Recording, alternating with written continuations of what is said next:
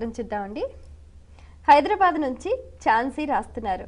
దత్తాత్రేయుడి వాహనం ఏమిటి? ఆయన ఏ లోకంలో నివాసం ఉంటారు? తెలియచేయగలరు అంటూ రాస్తున్నారు. అసలు దత్తాత్రేయుడికి ఏ వాహనం లేదు, తనే వాహనం, పెద్ద వాహనం ఆయన.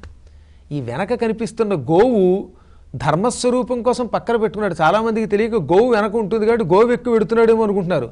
అది చాలా పెద్ద పొరపాటు.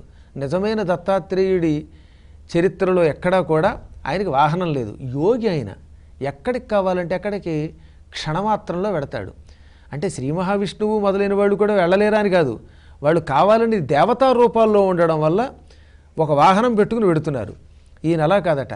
యోగులు విఘటీభూత శరీరులై ప్రయాణం చేస్తారు. ఇది కొంచెం చెప్పుకోవాలి మీకు.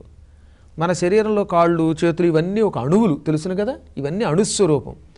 ఈ అణువుల్ని దేనికి దాన్ని చిన్నాభిన్నం చేసేసుకునే శక్తి యోగులకు ఉంటుంది.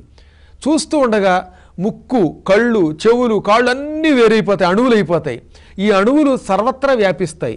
వ్యాపించిన అణువులతోటి ఇక్కడ కావాలంటే ఇక్కడ ప్రత్యక్షమై మళ్ళీ కలిసిపోగలవు అవన్నీ. లేతే రామగుండ్లో కావాలంటే రామనగర్లో ప్రత్యక్షం అవుతాయి. ఇంకొక బోరబండ కావాలంటే బోరబండ పెడతాయి, ఏలూరు కావాలంటే ఏలూరు పెడతాయి, మైసూరు కావాలంటే మైసూరు. ఆ క్షణమే అక్కడ అణువులు కలుస్తాయి. ఈ జగత్తంతా అణుమయం కదా. ఈ అణువులతో కలిసిపోయి మళ్ళీ అణువులతో కలిసి ఎక్కడ కావాలంటే అక్కడ రూపం ధరించే శక్తి కలిగిన వాడు అవధూత. కాబట్టి వారికి వేరే వాహనములు అక్కర్లా. జగత్తులో ప్రకృతిలో కలిసిపోయి మళ్ళీ ప్రకృతిలోంచి బయటకు వస్తారు. అందువల్ల దత్తాత్రేయుడు ఏ వాహనము లేకుండా తిరుగుతాడు. కేవలం ధర్మస్వరూపమైన ఆవుని, దూడని తన పక్కన పెట్టుకున్నాడు. వేదములు నాలుగు కుక్కల రూపంలో పక్కన ఉంటాయి.